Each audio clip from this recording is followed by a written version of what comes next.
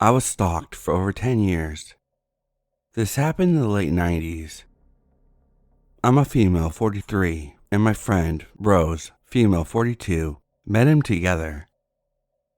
My stalker was a guy that Rose and I met on the bus one day, coming home from volunteer work after school as a candy striper at the local hospital. We were on the bus going home, laughing and talking, and this guy just randomly sits up by us and starts talking. He tells us his name, and we laugh, thinking that he said his name was Gay.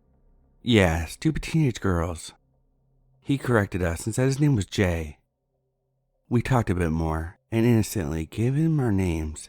He was like 7 years older and kind of strange the more we talked to him, and he asked for my number, but I said no.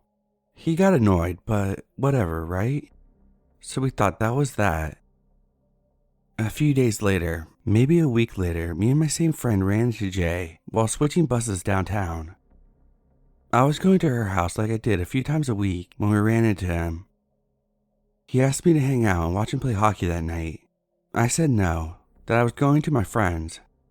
He got weirdly annoyed and kept trying to beg me, telling me how much fun it would be and trying to get me away from my friend. He really didn't want her to come to the hockey game either, just wanted it to be us. So weird. Our bus finally came and we got out of there so fast. Over the next few weeks I kept running into him downtown. It was like he knew my schedule. Every time I tried to be nice and get away as fast as I could, and every time he would get annoyed because I didn't want to hang out. A few weeks passed and I'm in school, and in walks Jay. I was so mad and frustrated and snapped on him. Why was he here? And how did he know what school I went to? Did he follow me on the city bus? He tried saying that he was here to see his friends, but he wasn't with anyone. Just a guy around 25 years old, wandering around a high school. After that, I randomly saw him on my bus, and he would always sit across from me and watch. He would still ask for us to hang out, and I would still say no. As time went on, he would still find me on the bus and sit across from me, with who I guess was his girlfriend, or a girl he was trying to make me jealous with. He would look at me while he would make out with her. He would do everything he could to make me feel uncomfortable. I would either turn up my music or do my best to ignore him or move to another spot. Nothing ever seemed to deter him. He never did anything bad enough to call the police, but he knew what was wrong and even knew that I had panic attacks, and I'm sure he got off to that. As the years went on, I would see less and less of him. He'd randomly pop up and make me uncomfortable. He started standing real close to me and trying to talk. I would have a panic attack and do my best to ignore him. I would still walk away and he would get more and more pushy. Every time I would run into him, I'd text my friend that was there the first time we ran into him and get her to try to calm me down. It's now 2023, so about 24 years since it all started, and I haven't seen him in the last 8 years, and praying that I'll never see him again. I'm 43, so he must be around 50, but I'm so scared to run into him. I have thought I saw him a few times and panicked, but it wasn't him. I really hope I never see him again.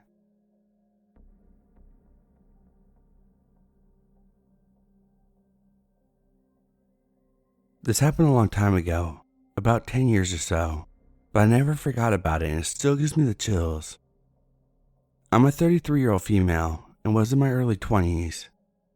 At the time, I had a female dog named Nina, a boxer. She passed away when she was 8 from lung cancer. I miss her a lot. Nina was very energetic, so I took her on long walks around the neighborhood, usually at the end of the day, around 4 to 6 p.m., when it wasn't too hot, but not dark either. One thing you must know about Nina is she loved people. She did not get along with any other dogs, but every time she saw someone walking up to us, she would shake her tail and want to get closer and ask for pets. One day, we went on our walk as usual. Everything was fine for the most of it. I saw a few dog tutors walking their dogs, an old couple sitting in front of their house chatting, and then when we were alone, Nina suddenly started growling. One thing I didn't mention before, I am a graduate in biology and specialized in animal behavior. At the time of the story, I was finishing college, so I used to pay a lot of attention to my dog's behavior. I had quite a lot of knowledge on dog behavior because it was my favorite subject in the area. Dogs can see movement much better than us, like the eyebrows raise or a little tension on the shoulders they can pick up easily. So of course, a dog growling doesn't sound that weird. Nina did growl at other dogs and cats once she saw them, but this was different. It was very low, and all the fur on her back was up. Her tired behavior was of alarm, and then I noticed she was looking back while growling. So I looked back behind me. In the distance, a block away, I saw a man. This made me even more alert, because Nina had never growled at anyone on the street before. She never stopped walking by my side or tried to pull away, but she kept this low growl and kept staring at this man. I started to freak out and turned to the next block. She stopped for a second, but when we reached the next corner, she started growling again, and there he was again. He didn't try to talk. His expression was serious, kind of emotionless. I kept walking in random patterns, and he was always there. That man was definitely following me. At some point, our distance started to shrink. Nina's growling was getting stronger. So when I turned the next corner, I started to run while I wasn't in his line of sight. I ran down about 4 blocks in the direction of an area I knew had more traffic and people around. I stopped to catch my breath and looked behind me. He was far away in the right corner from where I started running. Just there, standing and looking at me.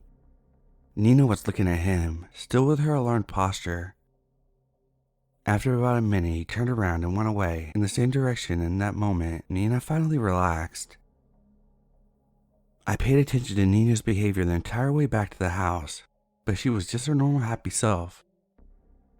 I told the story to my parents and a few neighbors, and no one seemed to know of any guy that looked like that. I never saw him again, and Nina never behaved like that again either. So I'll never know who he was and why he was following me. But I definitely do not regret trusting Nina's instincts. So people, please pay attention to your pet's behavior as much as you can. It's not about a supernatural sixth sense. They can actually feel, see, and hear better than us, and there's no behavior that happens for no reason.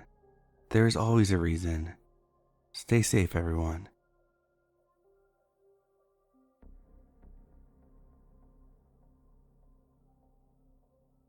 So this story happened when I was a kid. My parents were divorced, and my older sister had a baby that she would always pawn off on me. My dad and stepmom showed up at our house when my mother was at work. They had decided to take us to the fair. That would have been great, but I had my 1-year-old niece with me that I was babysitting. I told my dad it was not a good idea because I was babysitting. He insisted, and basically I was forced and had to take my niece. Once we got to the fair, my dad and stepmom gave my sister, my stepbrother, and me $20 and told us to have fun. I should mention here I was 12 years old, and they still expected me to watch my niece.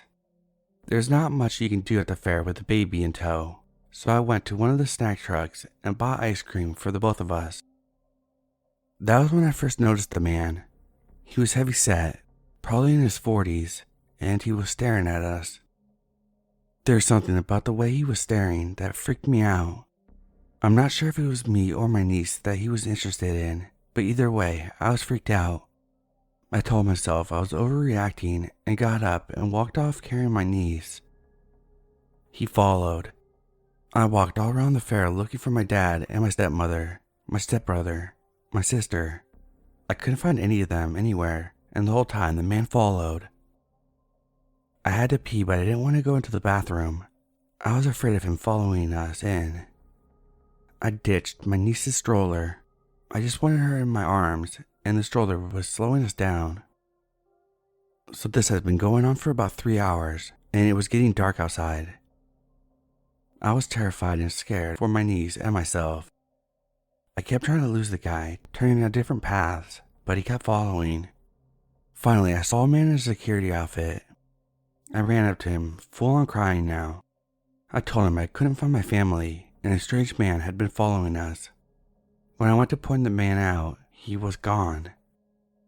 The security guard took us to the tent. I think it was a first aid tent. They kept telling me that they could watch my niece and for me to relax. I was very shaken. I refused to let her out of my sight. They had me call my mother, who screamed at me for going while I was supposed to be babysitting. She told me that I was grounded and irresponsible. Finally, my dad and stepmother were found and brought to get us. They were also mad at me for calling my mother. They took us home, and when I got there, I told my mother about the man. I wasn't grounded anymore, but her and my father went to war over visitations. Just a couple years before, 2 girls had gone missing at the fair and were never found. My mother was beyond pissed that they made us go and then ditched us. My father, until the day he died, had an attitude with me about this event and said I overreacted. To this day, I hate fairs.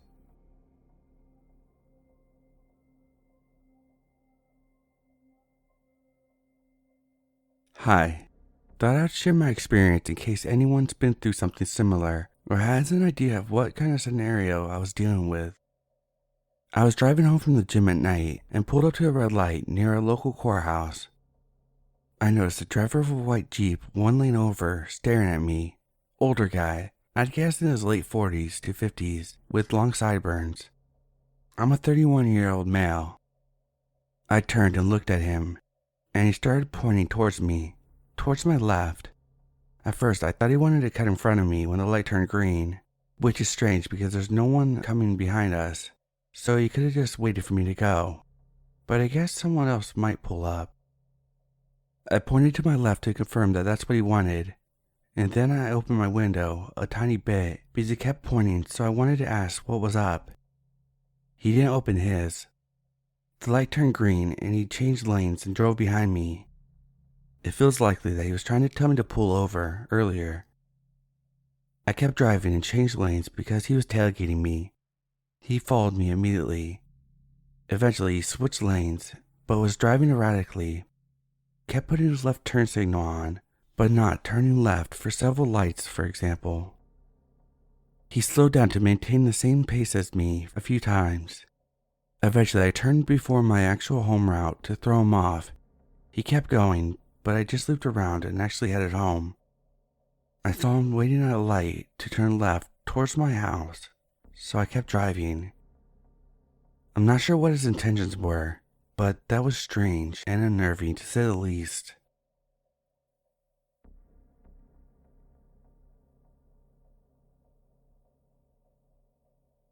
This literally just happened to me, so I'll try not to ramble too much. I work an evening shift, so I get home about 10 p.m. most nights. Tonight, about 2.5 blocks from my house, I'm stopped at a stop sign behind a big red truck who's turning left. It's late, we're on a 2-lane, 20-mile-per-hour limit residential street, so when it takes a truck a long minute to turn, with no cross traffic, I'm wondering, what the heck? But I don't really care. I'm not a fast driver or in a real hurry on the road. He creeps through his turn really, really slow. Now I'm more alert, and he's out of the way enough. I see he's going slow to watch the car in front. Little black car parked on the road, not on the curb. Passenger door is open, and a guy is standing there yelling at someone, but I couldn't see who. The car was on, but the lights were off, so I assume they aren't driving, and go around in a wide arc, slower than normal, but nowhere near as slow as the truck that turned. Half a block later, I see headlights behind me. They don't speed up on me or give me any indication that anything is wrong. They stay about a half a block behind me. I've got no more stop signs and a straight shot home, so I'm not even thinking about the car behind me. I turn the car off, open my door crack, and shuffle around for my phone, bag, etc. They fucking stopped in front of my driveway. I slam and lock my door fast, and then their passenger door opens and some guy gets out. At this point, I'm debating whether to call my husband who's inside, but probably asleep, or the police, and settle on the police when their interior light turns on and I see 2, both looking my way. The one who got out says loud enough for me to hear, "It's right here, man. That door just shut. I'm telling you, right here. He sounds drunk, and I've got 911 dialed and ready for as soon as he takes a single step closer. But instead, he gets back into the car. They sit there for a minute longer with the interior lights on, and I swear we locked eyes. I'm shaking. I can't figure out if I'm going to start crying or yell at them. They zoom off way faster than they pulled up. I sit in the car for a whole 6 minutes, waiting to see which way they'd go, and to be sure they left. Which they drive off all the way straight out, but back towards the way they came. Then I went in and cried when I realized they stopped a few feet short of where our security cam would have captured their faces. This area is known for petty crime, vandalism, and bike thievery, not violence towards strangers. I don't want to drive anymore. I don't want to know what they wanted, but I do want some pepper spray on my keychain now.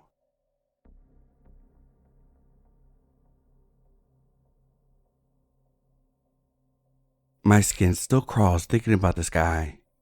He saw me shopping for school supplies and things for my new apartment one evening during the first week of grad school and decided I was his mark.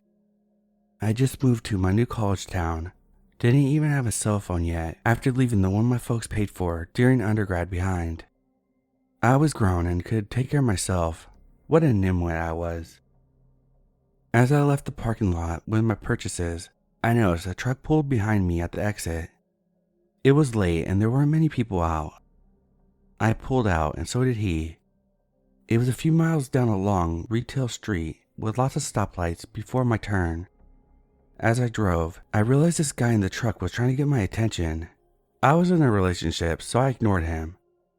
Over the next few miles, he kept trying to get me to look at him. Some red lights he would end up ahead of me, some behind or beside. At every light he would position himself so he could stare at me, either directly or in his mirrors. His gaze was unwavering, and my anxiety rose. He was driving oddly, speeding up close to my bumper, hitting his brakes when he was in front of me, swerving close to my car a couple times. Finally, at a red light when he was beside me, I glanced over and absolutely started to panic when I first met an unbelievably empty, unwavering stare. And realized that he was fiddling with himself. He was getting off at the fact that I was terrified. He was following me and trying to force me to pull over. At one point, I scooted through the intersection at a yellow, and a couple of cars were ahead of him, thinking I could shake him. Nope, he went around those cars at the red light and ran it and got back in front of me. A freeway entrance ramp came up, and I tried to fake him out by putting on my signal and getting into the merge lane for it. He took the bait and started up the ramp. I quickly got out of the merge lane and continued straight. Again, I hoped I would lose him, but he drove his truck back up the embankment and kept following. At another light, when he was beside me, I pulled through the light and turned at the last possible second. He made a U-turn and ran another red to follow me. My panic really ramped up at this point. With no cell phone, no sense of direction, in a new city, I really didn't know what to do. So I turned on the classic rock and forced myself to sing along and forced myself to go the speed limit so I wouldn't crash out of terrified stupidity. I decided to drive all the way to the supermarket across town because I remembered it had a police station in it. He followed me all the way there. He burned out of it as soon as he saw the cop cruisers parked in front. I filed a police report and asked the police to escort me home. I insisted because something told me that this creep was waiting for me to leave the police station. He was. As soon as I pulled out, I saw him. I pulled over and told the officer following me, and he went after him, but the truck had taken off and the cops couldn't catch him. The police got surveillance video from the first store. It turned out this jerk had been dogging me the entire time I was shopping. I saw him on the security footage following me through the store, and saw him following me out, close enough to grab my elbow. I saw the footage of him circling the lot in the truck waiting for me to pull out when I took too long to unload my cart. My heart just sank. I was able to remember 6 of the 7 digits from his license plate and the make and model of his truck. In the end, the cops did nothing. They said it was a he said, she said. The surveillance video didn't catch him doing anything particularly unlawful, and it was a losing effort to try to charge him with anything. I ended up trading vehicles with my friend for a couple months to feel safer and went on with my life. I had no idea what this disgusting piece of shit did just a handful of months later, until almost 15 years had passed. I was watching a Discovery ID show about a kidnapping and murder of Sandy Jeffers. I almost fell out of my seat when I saw the mugshot of her killer, Aaron Lee Skeen. It was him. I was so disgusted that the law enforcement did nothing in my case that I tracked down the investigator in the murder case, and after verifying some of the things about the vehicle that was changed in the TV reenactment to weed out people making up crap, she took my contact info and social statement. She can neither confirm nor deny that my run-in was with Skeen, but ended her statement by saying, "At least you don't have to worry about him anymore, because he's got life without parole." I only wish that something could have been done when he terrorized me. Perhaps things would have ended different for Sandy. So, creepy murder stalker crazy dude, let's never ever meet again.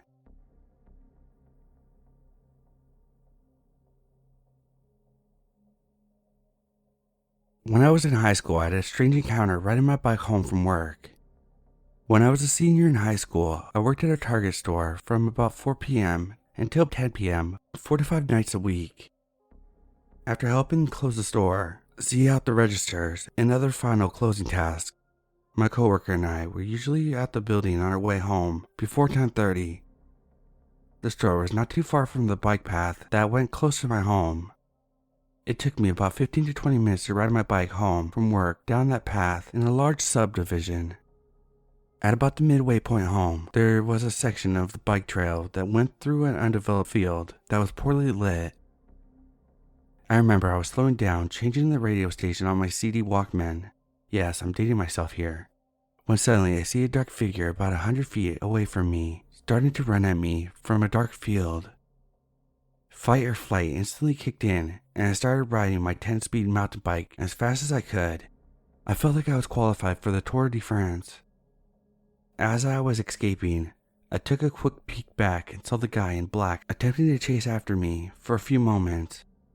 Needless to say, what was normally a 15 to 20 minute bike ride turned into a 5-minute top speed and top gear bike ride home. I obviously didn't sleep well that night, but still occasionally think about that encounter in my darker moments.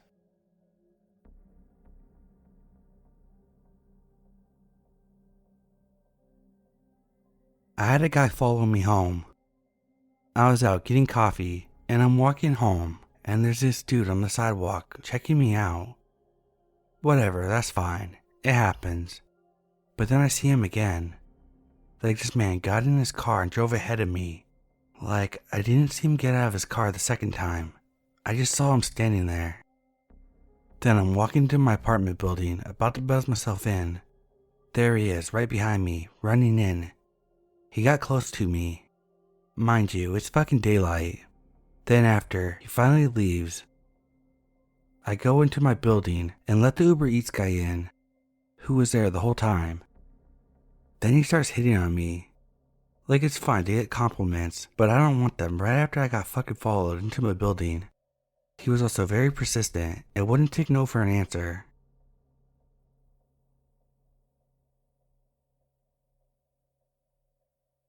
I'm a 26-year-old female. I recently moved from the US to the Balkans for a summer legal internship. After a few days of getting settled into my home for the summer, I decided to sign up for a gym nearby my apartment to serve as a self-care ritual and blow off steam after tough work days.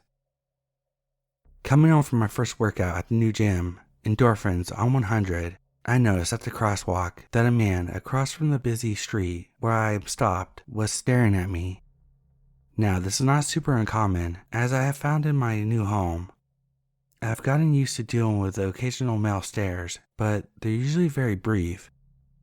This guy, however, was not looking away. I stared back for a full beat, so I knew that he knew I saw him, hoping that would be the end of it. And then I turned my head away and continued to walk down the street, trying to avoid the creepy feeling that this wasn't the end of the interaction. From what I could tell, he didn't cross the lengthy street to meet me.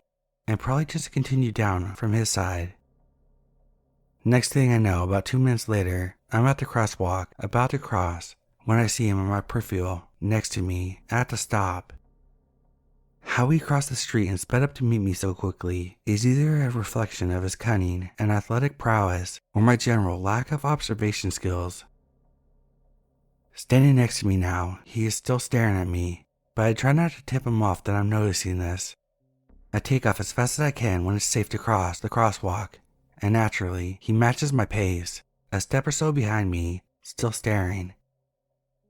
Here I find myself in a familiar situation that I imagine many who have been followed also find themselves. It is a critical juncture, if you will, where you ask, is this someone following me, or a silly misunderstanding? I begin to ask myself, am I overreacting? I've been followed many times before, sadly, and I've found the best way to handle it is try to cut the baby in half, so to speak. I give them the benefit of the doubt to prove to me that they aren't doing what I fear they're doing, while also trying to avoid any situation that would escalate the danger or cue them off to where I'm going. Trust, but verify. So I decide to zip quickly towards another street, not my own, in hopes that he would prove me wrong and not continue to follow me. This was a busy intersection, and there are about 6 different streets to follow from the crosswalk.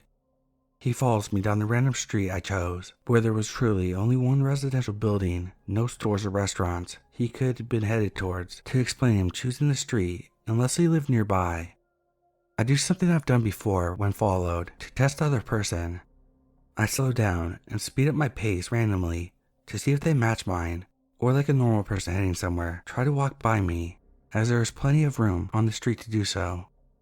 Within a block or so, I realize that he's definitely following.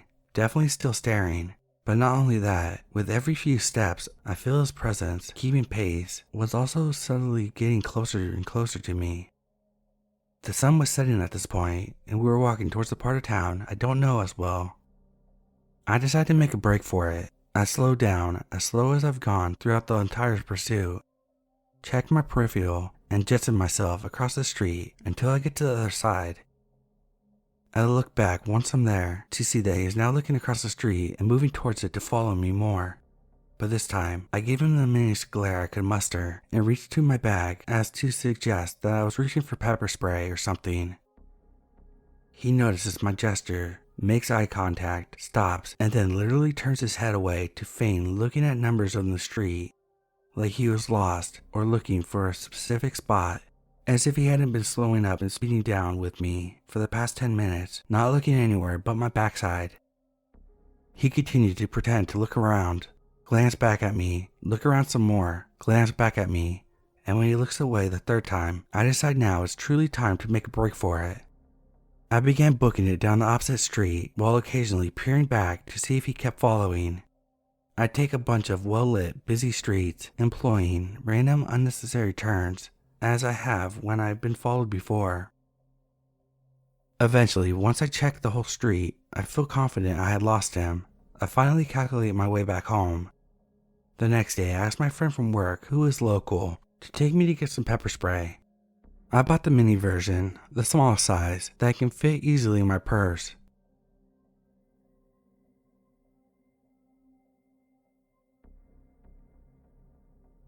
Some background. I'm a 28-year-old female. I'm a dog walker, pet sitter. Some of the dogs I walk are very reactive, as the one dog, a pit bull lab mix.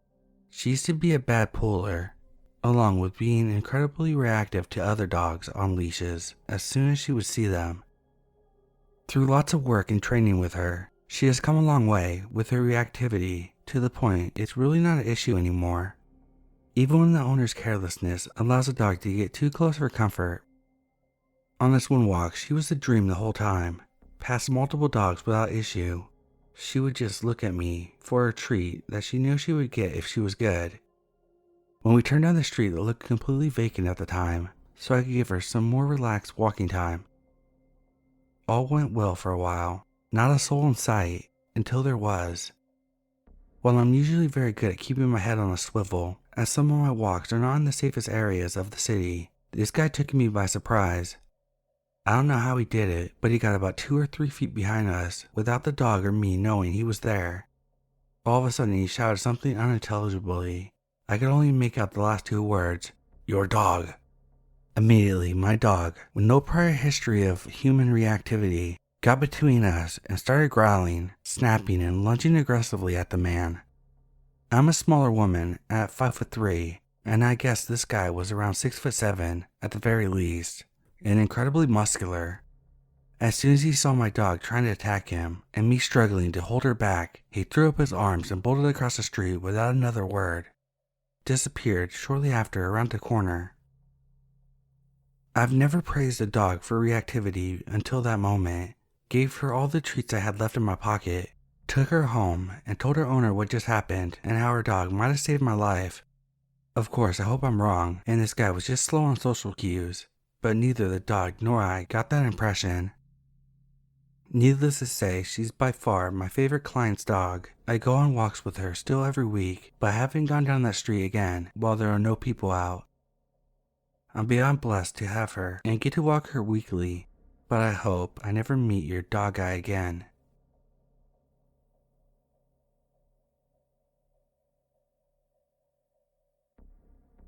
This happened around the summer of 2022, after I met with 2 performer friends to rehearse for the upcoming show. I was catching the night bus to get back to the subway station where my car was. As I took the train while it was still operating, I was already uneasy as I'm a femme presenting individual, but I had no money to get a taxi or Lyft at the time. The bus finally came around, so I got on and paid the $2 bus fare and sat down. The rest of the ride was pretty uneventful as everyone was keeping to themselves.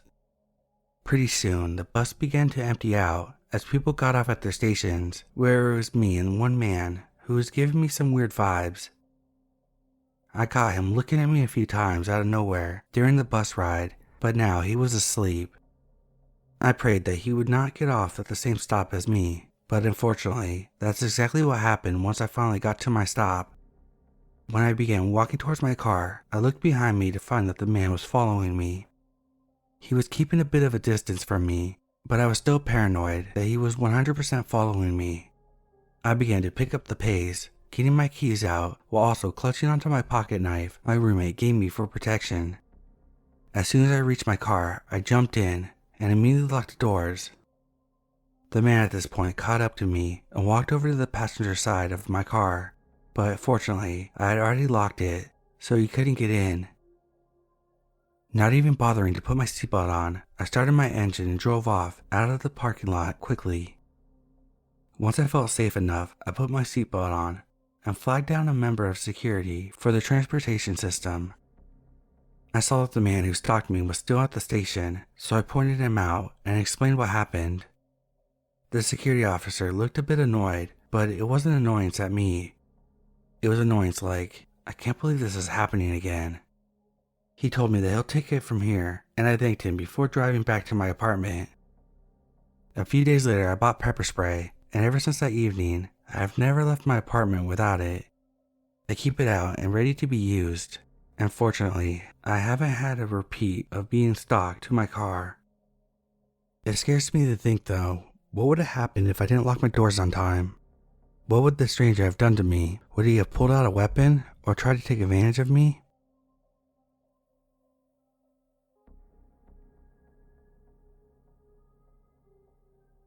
I feel as if the story is not as bad as most of what I read on here, but I still feel the need to share it. In 2018, I moved to a bigger city in another country and got accustomed to the public transport pretty fast. The city is in Europe and actually known to be one of the safer places. At the time, I took the public bus to school every morning, around 7 a.m. or 8 a.m. My younger brother's school was also on the same route. He got off a few stations ahead of me, but I would often take him to school and pick him up on my way back since he was only 8 years old at the time. I was 15. The routine went on for a year, and at some point, while taking the bus at the same time every morning, I knew the faces of the people I see almost every morning on the bus. I gradually started to notice this man stare at my brother and me. He was probably in his late 20s or early 30s. He was pretty short, skinny, with glasses and a bit of a beard. After some time, he would smile while looking at us, and I explained it to myself as him thinking that we were a cute pair of siblings or something. Despite that, his staring got more intense after a while and was not discreet at all. He started getting off at the same station as me, where my school was. Fortunately, there was a few different schools in the area, so he couldn't have known for sure which one was mine, right? I hope so, at least. One day I was late for class because my younger brother missed his station, so I returned him to school and barely managed to catch the next bus, running for it. I entered the bus, short of breath and happy I made it. I sat down by the window, right by the door. I looked to my side since I felt a stare, and there he was again, standing despite many empty seats, staring at me, trying to catch my breath. I turned my head to the front again, trying to pretend I didn't notice him. I got off one station before, in case the bus got stuck on the busy intersection ahead, and started walking to school through the shortcut. Because I was in a hurry, I didn't notice that he had gotten off behind me as well. He probably walked behind me for around 100 meters before realizing I didn't notice him, and decided to approach me. He creepily peeked through my right side, started walking pretty close next to me. He greeted me and I awkwardly stepped away while walking ahead at the same pace. He said, "We saw each other a few times on the bus, right?" I answered something along the lines of, "No, sorry, I don't know you." He then started asking me pretty creepy questions like, "You're in high school, aren't you? Where's your brother today? He wasn't with you. That's your brother, right?" I was flustered, so I just uttered a similar sentence again. "Sorry, I don't know you." He then made this ridiculous remark how he didn't know me either. "So you want to talk?" He continued following me very near my school, but after realizing it was also more crowded in that part of the city center, he gave up and made his way through one of the alleys, separating from me. I sighed out of relief and told a few classmates what happened. They were pretty angry at him, so they told me to call them to wait in front of the school in case it happens again. I stopped seeing him on the bus sometime after that, which made me think it wasn't his actual bus and that he was just there to stare at minors. After COVID calmed down, I started noticing him again, but I don't think he recognized me. I now wear glasses, I lost some weight and wear more makeup than before. Kinda turned into a metalhead, so my style changed as well. He even stood next to me a few times, but I am taller than him, so I'm not worthy of staring at anymore. He prefers minors and still stares at extremely young girls on the bus, especially if they wear shorts. I've gained some confidence to be the one catching him staring at thighs of girls and then staring him down in disgust. He often looks down after that. I wish I had some sort of evidence to report him, but he never actually touches anyone, thank God. I wish I could say let's not meet again, but I still see him on the bus. Except now I'm older and able to spot out a predator when I see one.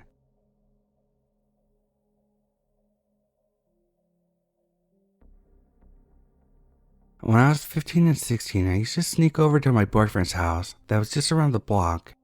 I wasn't allowed to date him cause crazy stepdad and all. Anyway, I leave my house to meet up with my friends. It's summertime in Chicago, about 5:30, still light out but the sun is starting to set. In my town, there's a bunch of kids that would meet at a convenience store that was kind of in the middle of our teeny town. My boyfriend and I lived all the way on the opposite side of this middle part of town. It's a super cute town. All the houses look the same, bungalows, trees line the nicely manicured lawns, and no matter where you are, you know someone that lives on a street or two away. While I was walking about 5 blocks away from my destination alone, I remember crossing the street and seeing 2 young guys across from the opposite side of the road. Not weird, but my Nana always taught me to be suspicious of anyone.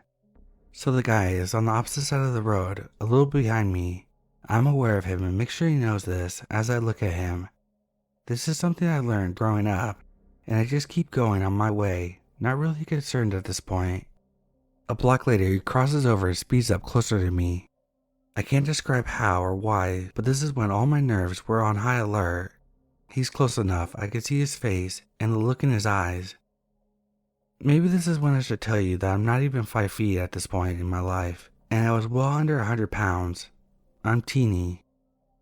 I grabbed my phone and pretended to call someone, yelling so they could hear me. I'm coming upstairs, right now, hurry.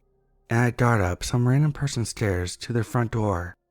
When I look back, he's right at the bottom of the sidewalk, out of breath, and made it look like, "Fuck you," and walked away.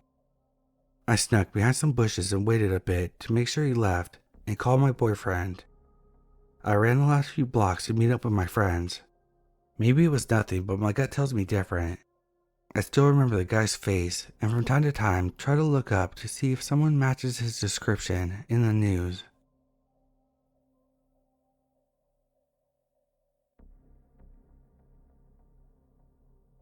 One of my favorite places to go on walks is the city cemetery. It's quiet, shaded, and next to a mildly busy intersection should something out of the ordinary happen. Sometimes there are other walkers too that politely smile. Other times there are mourners to politely avoid. And there are wildlife like geese, squirrels, and the occasional owl. I was in the old part of the cemetery when this happened. It's smaller than the main cemetery, but more hilly for better cardio. A large white SUV with tinted windows pulls into the cemetery. No big deal. Probably not mourners, as this portion is old. The most recent grave that I've seen was dated from 1960, with the vast majority coming from the 1800s, but maybe looking for a family grave for history's sake. I know where they are going as to not disturb them, but they don't stop. Again, not a problem. The plates were out of country, so I figured that they were looking for a plot. I adjust course to give them some space. As a history nerd, I think of how cool it is to see someone tracing their history.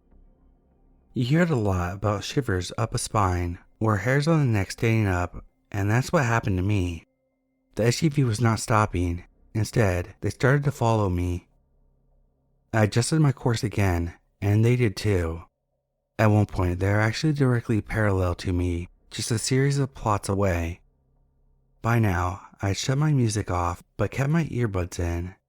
I slowed my pace and made sure to acknowledge them. "Yes, I see you, creepy SUV. Keep your distance, and I'll keep mine." I noticed that the passenger rear window rolled down and a woman in the back seat. She quickly ducks down when she sees me staring at them. The driver and the front passenger still had their window up. This SUV has now slowed down even more, almost to a stop, and I pick up my pace and did a little half jog across the lawn. The voice in my head was telling me, stay calm, alert, but to get going. I pulled out my phone to call my husband to tell him what was going on, while I gripped my car keys in my fist as a makeshift weapon. The moment I did this, that SUV moved again. I made it to my car, and they had maneuvered themselves to face my vehicle, albeit almost a full way across the cemetery. When I left, they did too. Now, logically, they were probably looking for a plot. The lady in the back seat was no older than 25, so she probably got embarrassed when she realized how weird her family members looked, following me around like that. And who targets people in a cemetery? But what if, and why follow me after I changed course?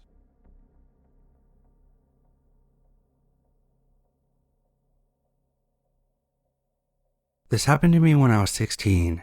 I was going back home after a long day of high school and decided to use a shortcut since I was so exhausted.